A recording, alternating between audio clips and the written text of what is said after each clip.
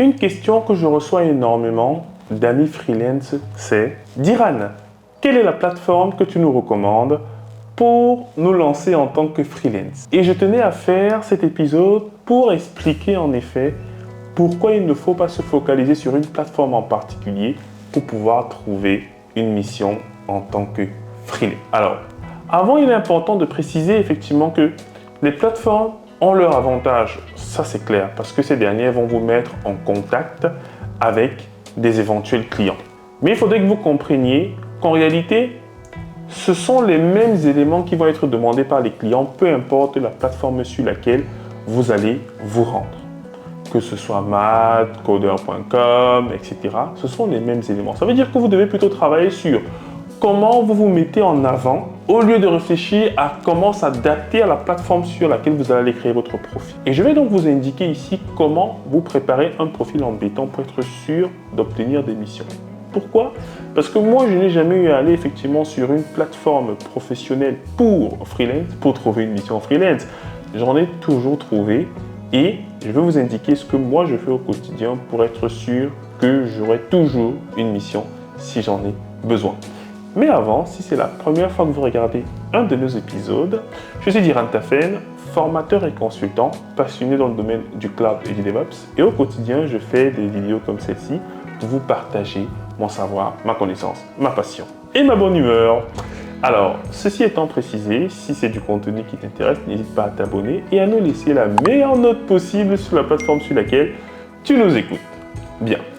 Ça va faire près de 5 ans, voire 6 ans, que je suis passé freelance et que je réalise des missions au quotidien pour divers clients. Et la chose qui revient toujours à chaque fois que je passe un entretien, surtout pour des postes de freelance, c'est quel est votre portfolio? Qu'est-ce que vous savez faire? Montrez-nous concrètement quelles sont vos réalisations. Et généralement, c'est là où les gens pêchent. Parce que lorsqu'on est en entretien, ils commencent à expliquer plein de choses qui sont très aériennes. En réalité, ce qu'on va vous demander, c'est qu'est-ce que vous avez fait comme réalisation et où est-ce qu'on peut les retrouver? Parce qu'étant donné qu'en freelance, déjà, vous coûtez beaucoup plus cher qu'un salarié, bien sûr, il y aura des gens qui ont commenté et m'ont dit que oui, mais c'est pas pareil. Non, je précise encore, vous coûtez plus cher au client que d'avoir effectivement un salarié. Et du coup, il va essayer d'être sûr, d'être rassuré quant à votre capacité à répondre à son besoin. Ça veut donc dire que quand vous vous présentez en tant que freelance sur une plateforme, il faut mettre l'accent sur les détails des opérations que vous avez faites. Et surtout, si vous avez des preuves, c'est tant mieux. Quand je cherche par exemple un freelance sur une plateforme et que j'en trouve un, première chose, je cherche quelles sont ses recommandations.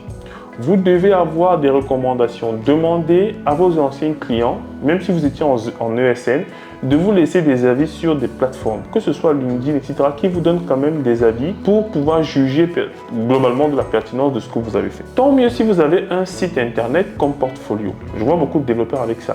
Mais du coup, n'hésitez pas à demander à votre client de laisser en fait un avis directement sur votre site et ses références. Et comme ça, quand quelqu'un va consulter en effet votre site personnel, du coup, il va voir effectivement qu'on vous a laissé telle référence sur les opérations que vous avez faites. C'est aussi important de donner un avant-goût de ce que vous avez fait. C'est important de permettre en fait aux futurs clients de se projeter dans ce que vous avez réalisé. Donc ce que moi je demande souvent aux développeurs, c'est de faire une sorte de fork du projet qu'ils ont fait sans pour autant mettre les informations sensibles et avec l'accord de leurs clients, de faire une version démo qui permettrait à un futur client de consulter ce qu'ils ont fait. Et je sais qu'il y en a qui vont me dire, mais Diran, nous qui ne faisons pas du dev, comment est-ce qu'on peut mettre ça en avant? Mais si vous êtes développeur, si vous êtes DevOps par exemple, administrateur système ou réseau, vous avez eu à produire probablement du code, des rôles Ansible, des modules Terraform, des scripts Python. Mais du coup, mettez ça en forme pour montrer exactement ce que ça permettait de faire. Dessiner des architectures dans lesquelles votre contribution a été intégrée. Bien évidemment, sans divulguer des informations compromettantes ou sensibles de votre client. On est bien d'accord. Mais faites pour avoir des architectures, des avis et même des versions de test. Il m'est arrivé par exemple, pour permettre aux gens d'exploiter certaines solutions que j'avais développées, mais de mettre en place un petit pipeline qui permettait en effet de déployer la solution que j'avais mis en œuvre chez le client et de pouvoir rapidement tester. Vous avez des plateformes comme Play with Docker, etc., qui vous permettent en effet de tester rapidement des choses. Donc, globalement, vous avez les outils pour permettre à votre client de tester rapidement ce que vous avez fait. Et je vous assure, quand ces éléments-là sont précisés, c'est-à-dire vous avez des recommandations, vous avez des avis, vous avez également des architectures dans lesquelles ont été intégrés votre travail, vous avez également la possibilité de permettre qu'on puisse tester vos réalisations via des infrastructures temporaires où on peut voir effectivement ce que vous avez mis en œuvre sous forme de portfolio. Peu importe la plateforme sur laquelle vous allez aller, en réalité, vous passerez devant les autres. Parce que c'est ce qu'un client recherche, peu importe la plateforme sur laquelle il va vous chercher. Et l'un des éléments que je vois aussi se démocratiser, c'est de produire du contenu. Et je recommande à beaucoup même de salariés, pas seulement de freelance, même de salariés, pour se donner beaucoup plus de valeur, de poster du contenu. Vous avez des salariés qui ont un blog où ils publient de temps en temps des posts, que ce soit sur Medium, etc. Ce sont des éléments qui jouent parce que ça vous permet de sortir du lot. Et c'est ce qu'on recherche en fait lorsqu'on cherche un freelance. On cherche quelqu'un qui apporte une plus-value et quelqu'un qui sera capable de s'intégrer dans les équipes. Et au travers de vos écrits, on peut effectivement savoir à qui est-ce qu'on a affaire. Est-ce que la personne est généreuse dans son partage de l'information? C'est des éléments sur lesquels votre client va se baser pour vous choisir.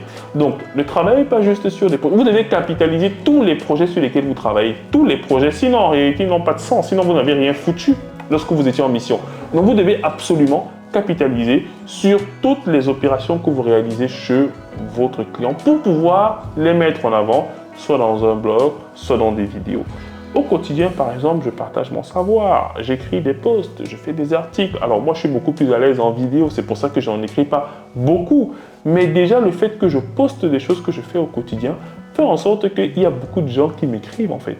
Vous voyez ce que je dis? Souvent, je ne vais même pas chercher les clients, c'est eux qui m'écrivent. Donc, le client, en réalité, il ne va que vers des gens qu'il connaît. Si vous ne parlez jamais et que vous êtes très compétent, en réalité, on ne vous trouvera jamais. À part que dans le monde de l'informatique, quand même, on est capable de vous débusquer peu importe où vous vous trouvez. Mais, de façon générale, il faut que vous ayez de la visibilité, il faudrait que vous ayez de la lumière. Parce que maintenant, même quand un client va sur un site de freelance, il repart taper votre nom sur GitHub et sur LinkedIn pour savoir un peu ce que vous faites. Parce que c'est bien beau d'avoir dit des choses sur la plateforme de freelance, mais il va revenir en effet aux fondamentaux. Est-ce que sur votre GitHub, on voit vos différentes réalisations? Est-ce que vous avez un lien vers votre portfolio où on peut tester les choses que vous avez mis en œuvre? Ça va peut-être vous paraître long à mettre en place au début, mais je vous assure, ce seront des éléments très importants dans votre carrière par la suite.